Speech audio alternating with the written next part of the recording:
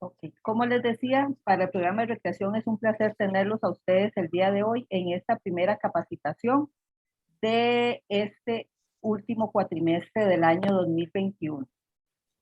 En esta capacitación nos va a acompañar el señor Ismael Carranza Solís.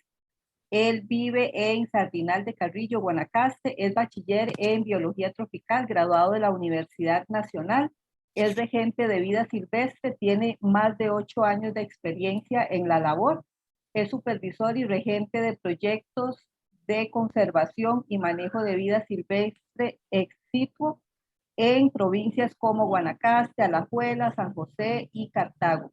Además es consultor ambiental y profesor en cursos de historia natural para guías naturalistas.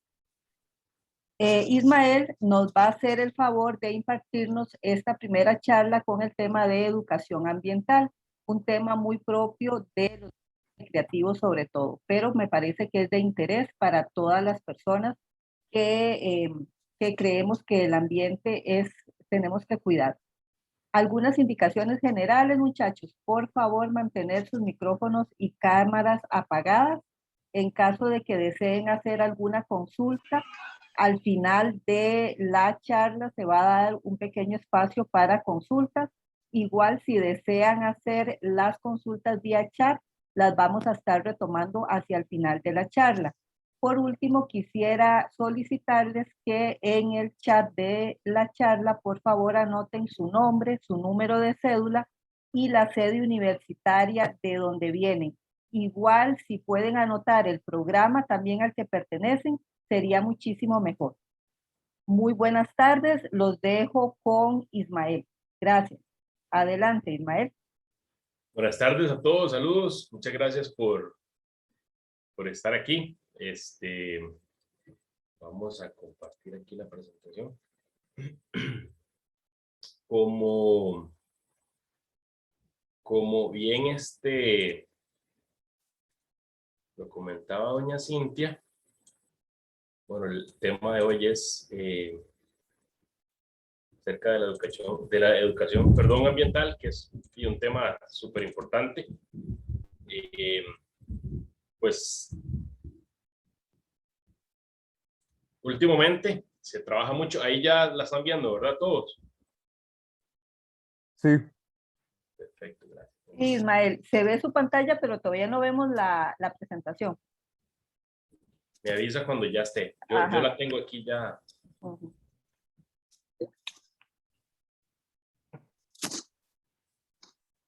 ¿Ya está o todavía no? No, todavía no, Ismael, no se ve. Yo por lo menos veo la pantalla. No sé si alguno de los muchachos ve ya la presentación. No, la presentación no. Ok, sí, se ve la pantalla, digamos, de su computadora, donde está el archivo, pero no se ve la presentación. Voy a detenerlo un toque. Y la vamos a ver otra vez.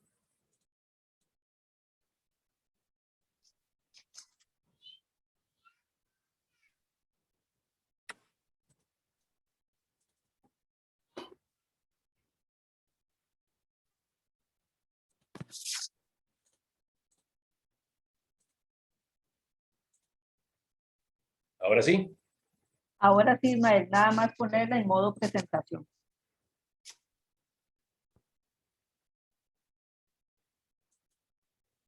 Ahora sí estamos. Perfecto, Ismael, listo. Bueno,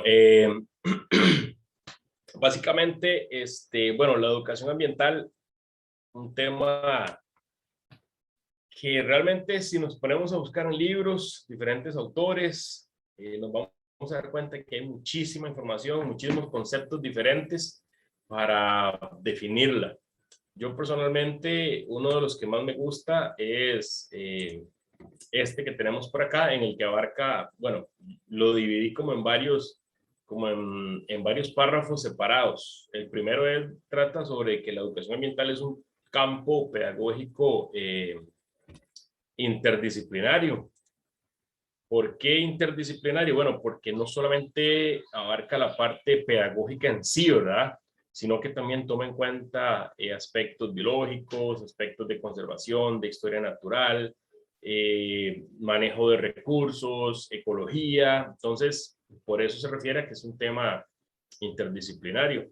También sirve mucho para generar procesos para el aprendizaje de valores y prácticas ambientales. También la educación ambiental utiliza espacios de la educación formal, ¿verdad? Llámese, bueno, todo lo que sucede entre un centro educativo como tal, una escuela, un colegio, inclusive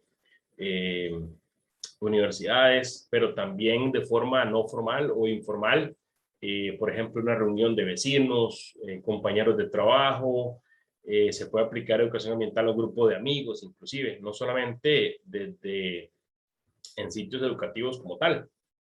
Y también la educación ambiental promueve la conciencia ecológica y el cuidado del ambiente en la ciudadanía. Muy importante esta última parte, porque no solamente se enfoca en estudiantes, en menores, sino de hecho nos abarca a todos, se puede aplicar a todos prácticamente. En el caso de otros conceptos que también podemos encontrar, vamos a encontrar otro concepto importante. Se trata de un campo de intervención político-pedagógico. ¿Y por qué político? Porque ahora los gobiernos inclusive toman en cuenta muchísimo la educación ambiental y la toman como parte de programas de gobierno inclusive. Hay centros educativos en otros países donde ya la educación ambiental es toda una materia, por ejemplo, que se imparte en las escuelas, en los colegios. Entonces, este otro concepto toma un poco esa parte.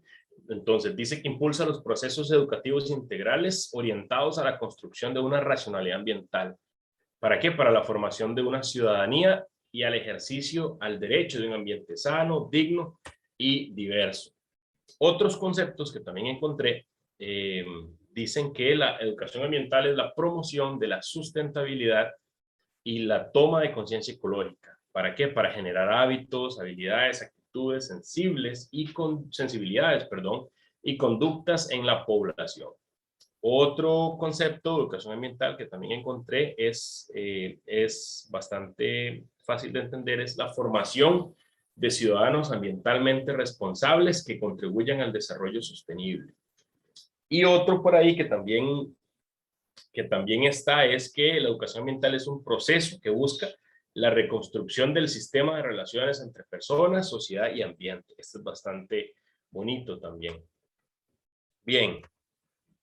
Aunque existan diferentes conceptos para definir lo que es educación ambiental, los objetivos casi siempre van a ser los mismos, porque todos buscamos lo mismo, todos buscamos mejorar la relación ser humano y medio ambiente, es básico. Entonces, ¿cuáles son los objetivos principales de la educación ambiental? Porque pueden haber muchos más, pero uno de los principales es adquirir una mejor comprensión básica del medio ambiente. Si nosotros aprendemos cómo funciona, por ejemplo, el medio que nos rodea, aprendemos un poco sobre la ecología, la relación entre el ser vivo y su medio ambiente, vamos a tener una mejor noción de las prácticas negativas que muchas veces estamos haciendo y poder corregirlas. Otro objetivo importante es el desarrollo de una sensibilidad y conciencia sobre el cuidado del medio ambiente. También la educación ambiental busca como objetivo que las personas obtengan habilidades para poder crear soluciones viables. Viables me refiero a, bueno, soluciones que sean posibles, ¿verdad? No soluciones que tal vez involucren gastos económicos muy exagerados o que sean muy difíciles de realizar a pequeña escala, sino que sean soluciones viables y que cualquiera de nosotros las pueda poder llevar a cabo.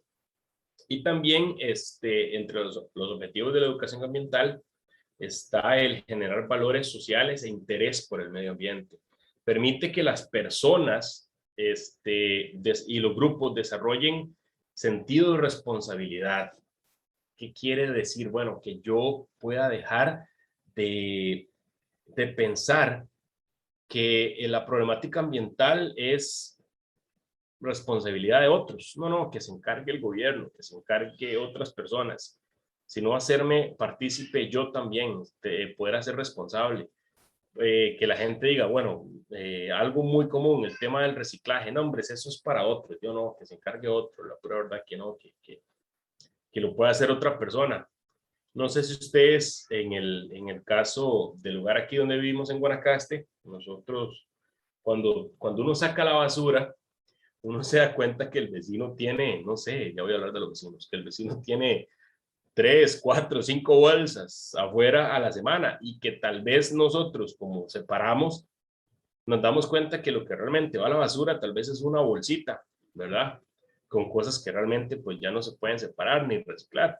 Entonces, cuando te das cuenta de eso, da mucha lástima ver el montón de basura que realmente no es basura, sino que se puede reutilizar y reciclar y que simplemente va a la basura normal porque la gente no tiene ese sentido de responsabilidad. Entonces, ahí es donde es importante la educación ambiental.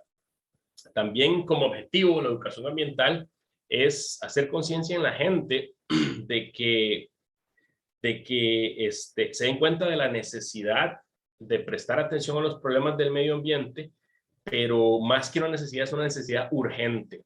Recuerdo que en el colegio, y de hecho comenzando la universidad, se hablaba muchísimo del tema del cambio climático y todo eso, y se hablaba de que era realmente urgente que los países desarrollados pusieran y aplicaran programas reales para disminuir la emanación de gases de efecto invernadero y todo eso.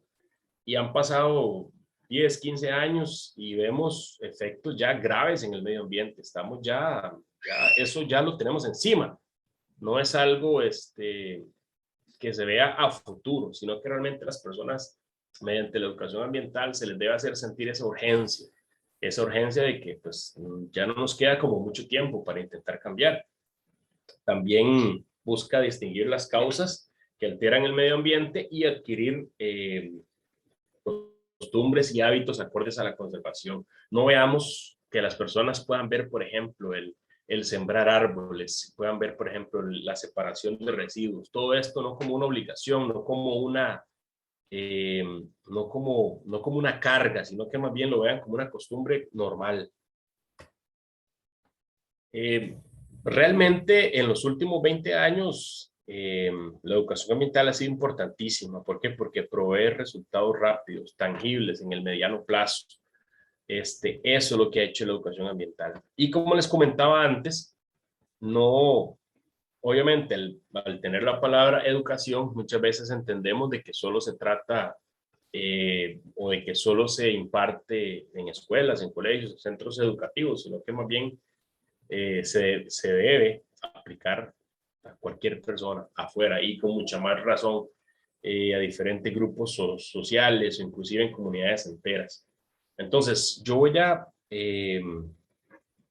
tomar la charla y lo que quiero que ustedes se lleven para la casa hoy es cómo poder hacer educación ambiental viable mediante la creación de un programa para tener todo en orden. Entonces, el desarrollo de un programa de educación ambiental que nos permita tener los objetivos claros, tener la metodología clara y poder llegar a evaluar ese programa de educación ambiental de cualquier temática que nosotros en algún momento podamos llegar a necesitar. Por ejemplo, bueno, aquí les comentaba el tema de que no solamente involucra chiquillos, ¿verdad? Sino que también adultos, la familia, mi comunidad, a todos prácticamente tenemos que estar involucrados en esto. En algún momento podamos tener la oportunidad de recibir un curso de educación ambiental.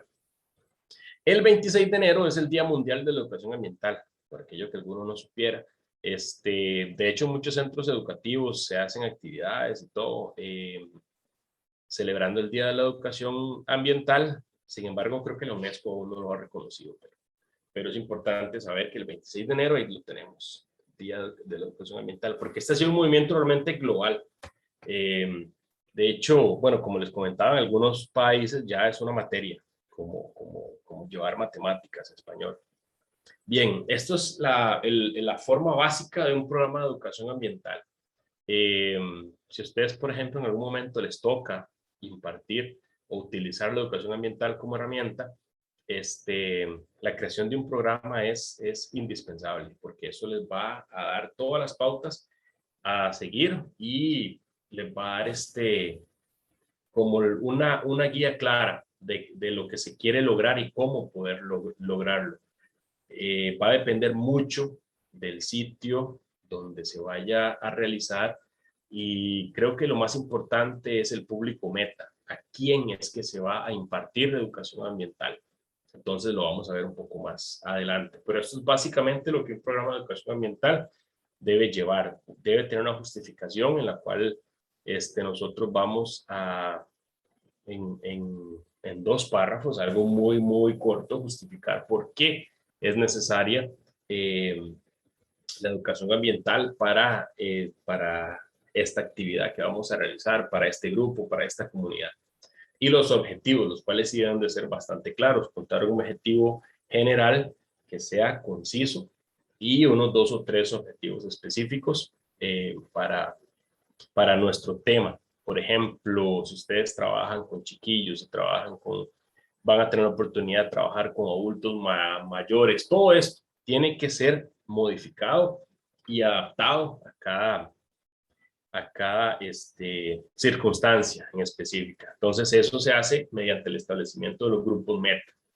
Se debe tener un cronograma. Por ejemplo, en mi caso, en los programas de educación ambiental que yo imparto, más que todo en las comunidades y en los sitios de manejo que regento, yo lo que hago es un cronograma anual porque me sirve más. Sin embargo, en el caso personal, ya depende mucho de cada de los objetivos. Por ejemplo, en algunos casos puede servir mejor un cronograma semestral o incluso un cronograma trimestral. Y eso sí, como les digo, va a depender de cada actividad. La descripción de las actividades es muy importante, tomar en cuenta lo que se va a hacer en el programa de educación ambiental, si va a incluir charlas, si va a incluir el uso de talleres, de hecho el uso de visitas de campo, que es muy importante también, las herramientas que se van a utilizar, todo esto, la metodología, si se van a utilizar herramientas, medios audiovisuales, todo esto. Entonces ustedes ya van armando como todo el proceso. Y muy importante al final tener un pequeño evaluador del programa de educación ambiental que pues es totalmente subjetivo dependiendo del tipo de temática a tratar, ¿verdad? Pero es importante evaluarnos y darnos cuenta si el programa realmente está funcionando, no está funcionando, si se pudo realizar o no en el mediano o largo plazo, y porque eso nos va a ayudar mucho a modificarlo, a cambiar lo que se tenga que cambiar o inclusive agregar información extra. Bien, por ejemplo, yo les voy a dar hoy el ejemplo de un sitio de manejo que regento en Cartago. No sé si alguno será de Cartago, pero en Cartago hay un sitio de la municipalidad. Es un parque en donde se protege un área de captación de agua, y ellos tienen ahí también, como parte de educación ambiental que ellos hacen, un tortugario, tienen un serpentario educativo y también cuentan con un pequeño mariposario. Entonces, esto es para darles yo una idea de lo que tienen que, bueno, de cómo ir armando su programa de educación ambiental. Les voy a dar el ejemplo específico de este sitio. Dice que el objetivo general es promover la educación científica y ambiental mediante el desarrollo de conocimientos en los visitantes acerca de la biología, el ciclo de vida, funciones ecológicas de los lepidópteros, que son las mariposas, las tortugas y las serpientes. Así. Y luego, los objetivos específicos, ya voy ahondando más en los temas en particular. Por ejemplo, uno de ellos es enseñar a los estudiantes, porque nos visitan muchos estudiantes de escuelas y colegios de la zona, acerca de la importancia de las serpientes, las tortugas, las mariposas, y muy importante el rol que cumplen estos en el ecosistema. No simplemente llegar y mostrarles, bueno, esta es la boa, esta es la terciopelo, aquello es la cascabel, sino explicar un poco la importancia de estos animales y las relaciones con otros seres vivientes dentro del ecosistema. También otro objetivo específico para este sitio es el promover conocimientos, actitudes y conductas que favorezcan la solución de problemáticas ambientales Y otro es el desarrollo de charlas, talleres y otros medios de alcance a la comunidad estudiantil y público en general acerca de los temas relacionados con la conservación de los animales que ahí se exhiben. Bien, entonces ya ahí están los objetivos. Ya yo sé claramente lo que yo deseo lograr mediante la aplicación de este programa de educación ambiental. Entonces, a partir de ahí, ya yo avanzo a definir claramente con el grupo que voy a trabajar. Si yo trabajo en una escuela, definir las edades de los estudiantes, si van a ser estudiantes de preescolar, estudiantes de primero a tercero, de cuarto a sexto, si va a ser en un colegio. Bueno, hay un montón de grupos con los que yo puedo trabajar y desarrollar la temática, entonces eso sí tengo que tenerlo claro. Entonces ahí tenemos, por ejemplo, algunos ejemplos, inclusive comunidades cercanas al proyecto. Si es un proyecto en el que más bien se recibe visitación, por ejemplo, es un proyecto turístico, todo eso tenemos que tenerlo en cuenta. También si se va a desarrollar emprendedores, y esto nos va a ayudar a modificar nuestro programa y modificar también la metodología a utilizar. De hecho, un mismo programa de educación ambiental, aunque sea la misma temática, se debe modificar cuando sea aplicado a diferentes públicos meta, aunque se trate exactamente del mismo proyecto. Siempre es importante modificarlo. Por ejemplo, hay actividades muy comunes si se trabaja con estudiantes de preescolar. En este caso, por ejemplo, obviamente son estudiantes que les gusta pintar, les gusta, por ejemplo, todo lo que son temas, manualidades, recortar, pegar, este tipo de cosas que los entretienen mucho. Entonces, siempre, pues, vamos a tomar en cuenta esa parte. No vamos por ejemplo, si nos tocan ya chiquillos un poco más grandes, qué sé yo, 10, 12, 13 años, pues no los vamos a poner a pintar con crayolas, ¿verdad? Obviamente, ya necesitamos algo un poco más, mantenerlos un poco más que incluya tal vez dinámicas, mantenerlos un poco más ocupados. Entonces, el tener claro el público meta al que se va a aplicar la actividad de educación ambiental en sí es importantísimo para yo definir las estrategias. ¿Cómo les voy a llegar yo a este grupo meta? Si se trata, por ejemplo, de adultos, si se trata de compañeros de trabajo, por ejemplo, si se trata de grupos de emprendedores. Entonces, es importantísimo también si se trata de adultos mayores también. Hay un proyecto de un amigo en el que tienen un criadero de venados cola blanca y los que están a cargo son personas que viven en un asilo de ancianos. Entonces, el programa de educación ambiental se modificó completamente para ellos, para hacerlos partícipes del proyecto, y resulta que los adultos mayores son los que se encargan del cuidado de todo el lugar, de la alimentación, de todo lo que involucra el cuidado de un sitio de manejo de vida silvestre, y eso les sirve muchísimo a ellos, obviamente, para aprender, para distraerse. Entonces, él tuvo que modificar su programa de educación ambiental a este grupo en específico. Luego, la descripción de las actividades también es sumamente importante, ¿verdad? Normalmente se utilizan las actividades más importantes, básicas, van a ser talleres, charlas educativas y visitas de campo, que también son muy importantes en dependencia, ¿verdad?, de la temática. Por ejemplo, en el sitio que les comentaba, el Parque Ambiental Municipal Río Loro en Cartago, en la página de Facebook se cuenta con inclusive en la página web de la municipalidad, me parece, se cuenta con un apartado en donde la gente ve, ya hay todo un cronograma de los talleres disponibles, y la gente va y se matricula. Antes se permitía que las personas simplemente vieran la hora y llegaran, pero ahora sí ya todo el tema de la pandemia ha modificado mucho la forma en que vivimos y hacemos las cosas, pues ahora ya se manejan pues cupos limitados de personas, entonces la gente se inscribe y son talleres completamente gratis. Y la gente llega, recibe su taller de la temática que sea, entonces ya uno ya sabe, por ejemplo, cuántas personas van a participar para tal fecha y uno ya prepara todo. Entonces es bastante importante. Aquí vamos a, pues, como a definir estos tipos de actividades. Por ejemplo, tenemos las charlas educativas.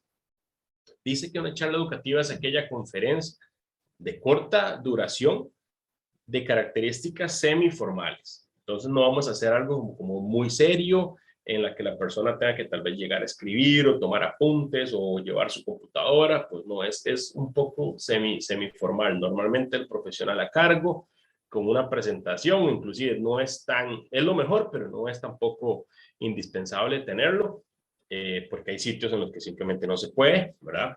En los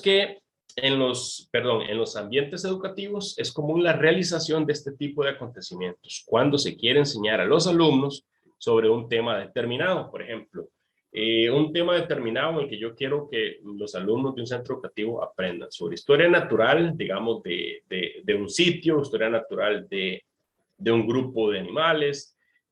Por ejemplo, una temática ya muy importante es el tema de manejo de residuos orgánicos, por ejemplo, porque se habla mucho de manejo de desechos sólidos, clasificarlos, reciclarlos, pero muchas veces las personas no saben qué hacer con sus residuos orgánicos, sobre todo en la ciudad, por ejemplo. Un tema, el diseño de senderos, por ejemplo, si son estudiantes de turismo, es un tema súper importante, y una charla sobre programas de conservación en específico. Por ejemplo, más adelante vamos a dar una charla acerca de programas de conservación de la lapa roja, por ejemplo. Entonces, invitarles de una vez a que puedan participar. Entonces, las charlas, pues, la mayoría de estas fotos que pongo eran prepandemia, ¿verdad? Entonces, por si ven ahí todo el mundo pegado y sin mascarilla, es por eso. Este día creo que la charla trataba sobre la conservación de tortugas, me parece. Entonces, esto es básicamente una charla, ¿verdad? Un grupo de personas con el profesional a cargo que la va a impartir sobre un tema en específico. El taller, la denominación de taller es el siguiente. Es una metodología de trabajo que se va a caracterizar por la investigación, el aprendizaje, el descubrimiento, el trabajo en equipo en su aspecto externo. Se distingue por el acopio de material especializado acorde con el tema tratado, teniendo como fin la elaboración de un producto tangible. Prácticamente es aprender haciendo, ¿verdad? Todo este párrafo se traduce en es aprender haciendo, y es básicamente lo que se quiere con un taller, que las personas participantes o lo que yo llamo el grupo meta puedan ser partícipes y al mismo tiempo que estén aprendiendo. Por ejemplo, igual, ¿verdad? Les doy el ejemplo de este sitio. Varias veces al año se realiza un taller de identificación de serpientes. Entonces, se utilizan las mismas especies con las que se cuenta en el sitio, y se le da a las personas la información básica de cómo identificar, por ejemplo, una serpiente venenosa de una no venenosa, y cómo identificar, por ejemplo, especies específicas para la zona, por ejemplo, en ese caso, la zona de Cartago, que es de donde es la mayoría de la gente que visita el sitio. Entonces se le dan herramientas para que la persona pueda identificar una serpiente y no se asuste cuando ve una, sino que sepa realmente identificar si se trata de una venenosa o no, y que tal vez no la vaya a matar, porque pasa mucho. El tema de serpientes, pues es un tema ahí complicado, en las que mucha gente, pues por tabú, por cultura, por diferentes razones, pues la serpiente es uno de los animales a los que más se les teme y lamentablemente más se matan. Aquí en Guanacaste, donde vivimos, pues donde vive mi familia, es común. Aquí la gente, pues es común que aparezcan serpientes en tu casa y de vez en cuando, si vives cerca de un potrero, de algún bosque. Y es lamentable que las personas, primero le vuelan machete y ya después preguntan, pues, bueno, no era venenosa, pero bueno, no importa. Culebra que se ve, culebra que hay que matar. Entonces, este tipo de talleres de identificación son importantísimos para este lugar. ¿Y qué es lo que se quiere? Bueno, que las personas sepan reconocer una serpiente, sepan, pues, identificar una serpiente venenosa de una no venenosa y se aplica haciendo, ya que tienen que ir, bueno, antes sí se podía, ¿verdad? Ahora es todo un tema ahí complicado, el nuevo reglamento de vida silvestre pues no permite que las personas tengan contacto directo con las serpientes, pero lo cual es lamentable porque antes, pues con el fin de eliminar lo que son fobias, lo que son miedos que la gente les tiene a los miedos que la gente les tiene a las serpientes, de ahí se permitía que las personas pudieran tocar un animal, pudieran tenerlo, pues alzar una serpiente, tocarla, sentir la piel, sentir, por ejemplo, las escamas, cómo se siente una serpiente, las escamas de una serpiente, cómo es, por ejemplo, la piel, es realmente una serpiente fría, como normalmente se piensa, o no es fría, es caliente, se siente húmedo, se siente seco. Es algo que por más que usted se lo explique a la gente, es muy difícil de hacerlos entender. Se necesita el contacto, entonces pues sí se ha fallado un poco ahí porque ya no es permitido, pero antes sí se podía, entonces la gente realmente aprendía haciendo. Luego, por ejemplo, ahí teníamos un taller de identificación de plantas medicinales, por ejemplo. Entonces, en ese caso, lo que se hizo fue llevar ramitas de las plantas y se ponen en una mesa para que las personas fueran tocándolas, viéndolas, oliéndolas y teniendo este contacto, lo cual es obviamente importantísimo en ese caso. Por ejemplo, un taller de aves de mi jardín, donde la gente reconocía, por ejemplo, los tipos de aves que llegan a los jardines, se les explicaba, por ejemplo, qué plantas tienen que sembrar en los espacios urbanos, por ejemplo, para atraer más cantidad de aves a su casa, todo este tipo de cosas. Luego está otra técnica o metodología muy importante, son las visitas de campo.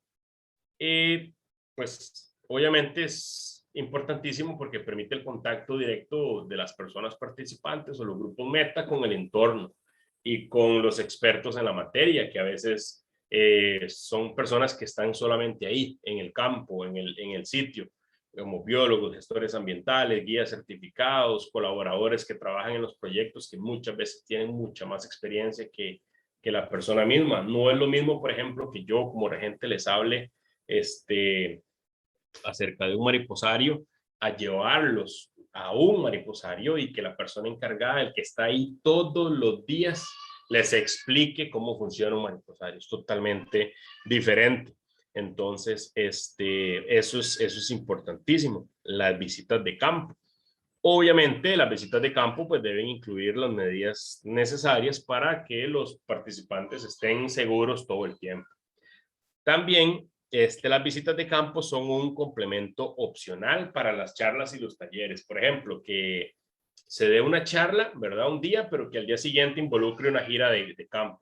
O que se dé un taller, ¿verdad?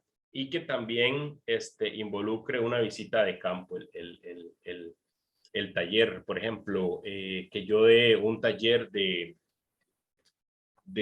mariposas en este caso, y que yo pueda al día siguiente, por ejemplo, en este caso estudiantes, pues llevarlos a un mariposario que entiendan cómo funciona el ciclo de vida de las mariposas, su alimentación, crecimiento, todo eso. Entonces, son complementos. La visita de campo es un complemento también importantísimo en la educación ambiental.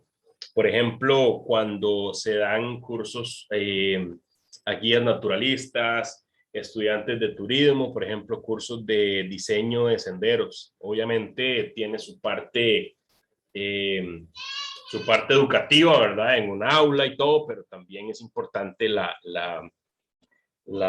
visita de campo para pues aprender directamente ahí cómo es el desarrollo de un recinto, la interpretación ambiental, aprender acerca de la capacidad de carga de un sendero, la rotulación de un sendero, por ejemplo, todo esto es importantísimo. Luego, déjenme ver, ok, aquí, esta parte, también es un ejemplo, por ejemplo, un taller de lombricomposta o de lombricultura, por ejemplo, en el que es importante aprender sobre las especies de lombrices que se deben utilizar, aprender cómo mantenerlas, cómo cuidarlas, el tipo de alimentación, qué se les puede dar, qué no se les puede dar, cada cuánto colocarles comida, el tipo de sustrato, bueno, todo eso. Pero obviamente es importante que se mezcle pues con una visita de campo en el que yo pueda ir a un lugar donde se produzca abono orgánico mediante el uso de lombrices y la gente pueda aprender así, en donde la gente les pueda colocar comida, les pueda colocar ¿cómo se llama? Todo este tipo de alimentación. Luego, también está este otro ejemplo, ¿verdad? Aquí en el mismo sitio de manejo en Río Loro, en el que también se imparten talleres nocturnos, ¿verdad? Donde la gente nos visita de noche y se les hace un recorrido por el parque, por la zona protegida, para aprender sobre la fauna nocturna de la zona de Cartago, en este caso. Entonces, es súper importante la utilización de talleres y la mezcla, ¿verdad? O el complemento de un taller o una charla con una visita de campo. Luego, la otra parte importante es el contar con un cronograma. ¿Por qué? Porque el cronograma, en el caso mío, cronogramas anuales, ¿verdad? Para la aplicación de un programa de educación ambiental, por ejemplo, yo lo que pongo es la actividad a realizar. Si es una visita a centros educativos o se va a efectuar una charla de educación ambiental al público en general, emprendedores, si se realizaron talleres, se llevaron charlas o cualquier otra actividad, y los voy marcando por mes del año. Entonces, de esa forma, pues tengo un poco más de orden. Hay fechas que ya tengo, por ejemplo, separadas, y eso ayuda bastante a organizarse, obviamente, un poquito mejor, ¿verdad? Y otro aspecto importantísimo es la evaluación del programa de educación ambiental. Pues esta parte sí es, yo diría, más subjetiva, ¿verdad? Involucra, pues, los resultados casi siempre se van a obtener a mediano y a largo plazo. Es más complicado obtener resultados rápidos en dependencia de la temática, por ejemplo. Siempre, bueno, tomando en cuenta los proyectos en los que trabajo, por ejemplo, no es lo mismo trabajar en un programa que involucre el desarrollo. ¿Qué les puedo decir? Por ejemplo, el desarrollo de una huerta escolar. Entonces yo voy, les doy una charla educativa sobre cómo hacer una huerta a una escuela, y pues la idea es que los chicos desarrollen la capacidad de poder tomar un espacio en su escuela y poder hacer una huerta, que incluso productos de la huerta se puedan utilizar hasta en el comedor escolar, inclusive se puedan llegar a vender para obtener insumos para la compra de material didáctico, qué sé yo. Y obviamente no es lo mismo también educación ambiental para programas de conservación, por ejemplo, de programas de conservación, qué sé yo, de mamíferos, de conservación de reptiles. Por ejemplo, programas en los que estoy involucrado de conservación de la parroja aquí en la parte norte de Guanacaste, en el que, por ejemplo, para evaluar el programa yo necesito mínimo de 4, 5, 6 años para poder ya tener una evaluación clara y decir si realmente el programa funcionó. Por ejemplo, aquí se educa mucho, bueno, cuando se podía hacer, ¿verdad? Visitábamos los centros educativos, también a la comunidad en general, y lo que intentábamos era hacerlos partícipes del proyecto, que cuando ellos vieran lapas libres, dijeran, bueno, esas son las lapas de todos, son las lapas del pueblo. No que dijeran, mira, es del proyecto tal o del proyecto X, sino que hacerlos a ellos partícipes. Entonces, ¿cómo puedo evaluar yo el éxito de ese programa de educación ambiental? Bueno, por ejemplo, a las personas se les da un contacto y se les dice, ok, cada vez que usted vea un animal de estos, cada vez que usted vea una lapa, necesito que usted me informe y me diga la fecha, por ejemplo, si la viste en un árbol, si estaba comiendo, si no, cuántas eran. Entonces, son datos que a nosotros en la parte técnica nos sirven muchísimo para de tomar ciertas medidas que necesitamos hacer para Por ejemplo, si yo me doy cuenta, gracias a toda esa retroalimentación que las personas me están dando, yo me doy cuenta, por ejemplo, qué necesito sembrar, que el animal está comiendo más de este fruto, entonces yo aplico esa información al programa de reforestación, entonces intentamos sembrar más de esos árboles, me doy cuenta de las rutas que estoy teniendo, porque yo solo pues no soy capaz de darme cuenta de toda esta información, pues muchas veces se hacen giras de campo y simplemente no se encuentran, ya que el rango de ellas de acción es bastante amplio. Entonces, se tiene que hacer un programa de evaluación, perdón, una evaluación del programa de educación ambiental, pues a conciencia, ¿verdad? Pero sí es muy subjetivo. Por ejemplo, les daba les daba el ejemplo de la huerta escolar.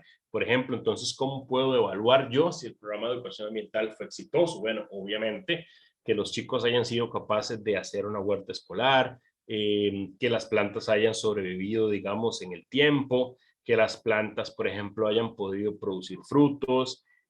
Todo ese tipo de cosas yo las tomo en cuenta para poder evaluarlo. Que al principio cuántos chicos comenzaron a ser partícipes del proyecto, si fueron 20, si fueron 30, de aquí a 6 meses cuántos chicos quedaban en el proyecto, si quedaron más bien 15 o 10 o si más bien se incluyeron más. Entonces, ahí sí depende mucho del tipo de proyecto que sea para poder evaluarlo. Entonces, si evaluamos nuestro programa de educación ambiental, nos vamos a dar cuenta si realmente tuvimos éxito, nos vamos a dar cuenta qué se puede mejorar, qué se puede modificar para más adelante o para futuros proyectos. Entonces, sí es una parte importantísima. Y creo que aquí terminamos, chicos. Entonces, aquí tengo, bueno, el ejemplo que les daba, ¿verdad? De la evaluación de un programa de educación ambiental, en este caso una huerta escolar y también les comentaba este proyecto de conservación y reintroducción de la parroja, que para ambos casos se necesita la educación ambiental, se necesita un programa de educación ambiental como tal, pero la evaluación en sí va a ser muy, muy diferente.